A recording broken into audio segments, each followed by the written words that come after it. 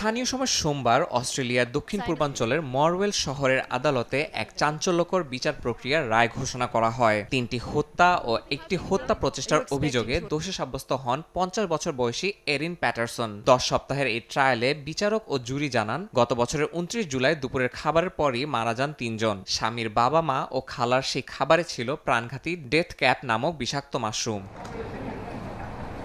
ওই দিন একই খাবার খেয়ে মারাত্মক অসুস্থ হন আরও একজন। হাসপাতালে টানা ৭ সপ্তাহ মৃত্যুর সঙ্গে লড়াই করে অলৌকিকভাবে বেঁচে যান তিনি। রায় ঘোষণার সময় এরিন আদালতে কোনো প্রকার অনুভূতি প্রকাশ করেননি, তবে তিনি দাবি করেন এটি ছিল নিছক দুর্ঘটনা। কিন্তু তদন্তে উঠে আসে ভিন্ন চিত্র। মামলার তদন্তকারীরা জানান, আসামি খাবারের উৎস নিয়ে পুলিশকে মিথ্যা তথ্য দেন এবং প্রমাণ লোপাটের চেষ্টা করেন। এমনকি নিজের ক্যান্সারে আক্রান্ত হওয়ার মিথ্যা নাটক সাজিয়ে ওই দিন অতিথিদের নিমন্ত্রণ করেছিলেন। প্রসিকিউশনের যুক্তি, স্বামীর থেকে আলাদা থাকলেও সন্তানের ভরণ-পোষণ নিয়ে তাদের সম্পর্ক উত্তপ্ত হয়ে উঠেছিল, আর সেই দ্বন্দ্ব থেকেই হয়তো জন্ম নেয় এই ভয়ঙ্কর পরিকল্পনা। সেই দিন স্বামীকে আমন্ত্রণ জানানো হলেও আসেননি তিনি।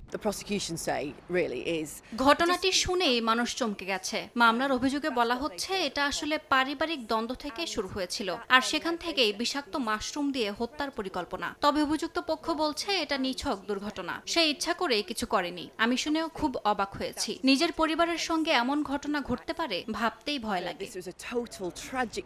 এই মামলাটি অস্ট্রেলিয়ার তীব্র জনসচেতনতা এবং গণমাধ্যমের মনোযোগ আকর্ষণ করেছে। বহু সত্য ঘটনা অবলম্বনে তৈরি হয়েছে ক্রাইম পডকাস্ট ও তথ্যচিত্র। তবে এখনো ঘোষিত হয়নি দণ্ডাদেশ। দোষী সাব্যস্ত এরিন প্যাটারসনের জন্য আদালত আজীবন কারাদণ্ডের সাজা নির্ধারণ করতে পারে বলে ধারণা করা হচ্ছে। ইয়াসিন মোহাম্মদ জিসান, সময় সংবাদ।